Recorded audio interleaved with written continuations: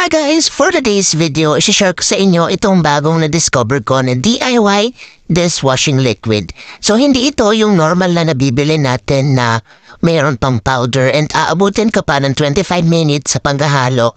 So ito 10 minutes lang matutunaw na at hindi mo na kailangang maghalo ng maghalo. So imimix lang natin to sa 3.5 liters na mineral water or distilled water. Basta huwag kayong gagamit nung diretsa sa gripo kasi mamamaho yung dishwashing liquid. So, ayun, hindi ko naman first time na gumawa ng mga DIY dishwashing liquid kaya gamay ko na din naman ito.